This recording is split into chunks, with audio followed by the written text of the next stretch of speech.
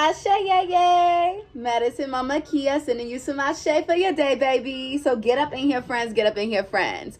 Back with another episode on Which One Is TV. We are going to be talking about this beautiful book that I got from Whole Foods a few years ago when I used to work there. But now we self-employed on the bigger, better things. Thank you, Spirit. Thank you, Oshun. Thank you, Orishas. Thank you, ancestors. And to those spirits and guides known and unknown. So today we're reading from Literary Spellcaster, and this is based off the New York Times bestselling author Chris Bohjalian. Please forgive me for mispronouncing that name. But they've been long fascinated with female protagonists, right? So they write a bunch of different books based off of the thriller energy of witchcraft and witch folklore. So we're just going to answer and read off some of the interviewer questions that they asked this person who wrote all these different books on the Hour of the Witch, specifically is one of the big topic ones that was rooted in 1662 in Boston, speaking on the different Salem witch trials that had happened as well. So I just want to share a little bit of witchy knowledge with you because it was something I was reading and I was like, damn, other witches need to know this. So let's get into it.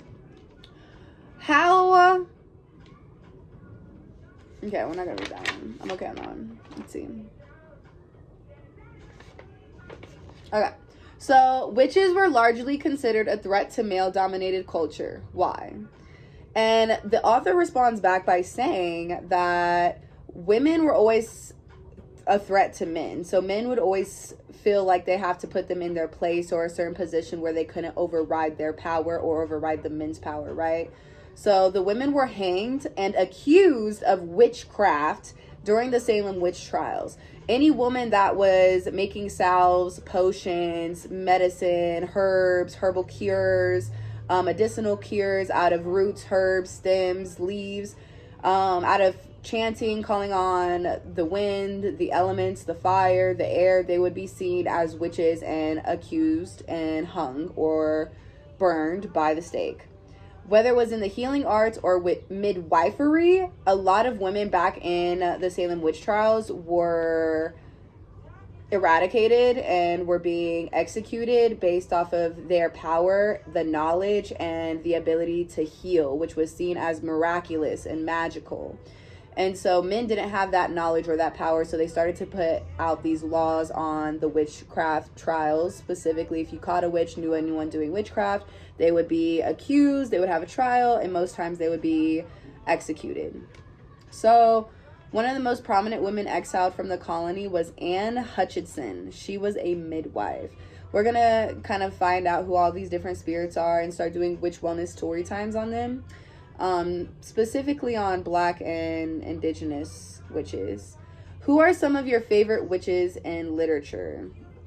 Spiritually, for me, my favorite witch in literature is going to have to be Marie Laveau. Like, Marie Laveau, whether she was put in literature or not, like, I feel like Marie Laveau is one of the most prominent witches that we know about when it comes to creating universal interracial change.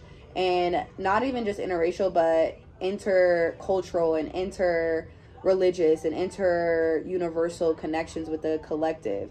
She was very powerful for healing, creating full moon circles, healing circles, ceremonies, and educating other spiritualists on how to tap into the craft and practice hoodoo and voodoo magic.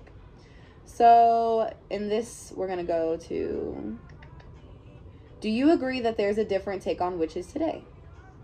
So the author says, we have come to love witches because we've all begun to understand whether it's a belief system or a different view of the world. Witches aren't satanic. They aren't evil. Witches historically have either been the smartest women in the world and thus the most threatening, or they have simply been women with skill sets that other people didn't appreciate. I also believe that we no longer think of witches as older women who live alone and have big warts on their noses. And we start to understand that the other weird male stereotype of witches as hot women and dancing naked around a bonfire. So we've transcended that. We understand that the people we called witches were actually the independent thinkers, the icon class, and the people who simply didn't toe the party line. And then lastly, it's very nice to see. Let's see. Why are we as a culture so fascinated with witches? Because historically, strong women and smart women have often been a threat to men. And historically, the women accused of being witches were at the very least opinionated. So if you had an opinion, if you talked back to any of the men back in the day, they would accuse you as a witch, even if they didn't even see you doing any witchcraft or anybody talking about they seen you brewing herbs in the cauldron. They're like, no, you think you have an opinion, you think you're smarter than me, you think you know better than me, well then I accuse you as a witch because of your intellectuality. Let's see. Certainly, that was true in the 17th century, that women were very wise. They were learning, reading books, cooking, understanding different herbs and medicines, what to use, what not to use, what was poisonous, what was healing. One of the most notorious Boston women hanged as a witch was the governor's sister-in-law. Why was she hanged? Well, it went back to a few years earlier when she had the audacity to call out the carpenters who were building her house for their shoddy work. So, goes to show, like, not just women who were spiritually putting their hands in the dirt were deemed as witches and hung and raped and murdered, but so were the women who were simply assertive and opinionated or dominant in their thought process.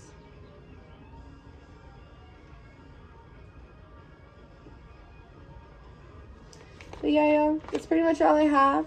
But I'm going to come back with another witchy story time. I'm going to add some pictures into this so you guys can have a beautiful visual. And I hope that you enjoy this video. Don't forget to like, subscribe, and comment down below. Medicine Mama Kia, sending you some ashe for your day. Follow us on Instagram at Medicine Mama Kia, at the Witch Wellness Shop _. And don't forget to listen to us on Spotify podcast for some witchy wellness. Ashe.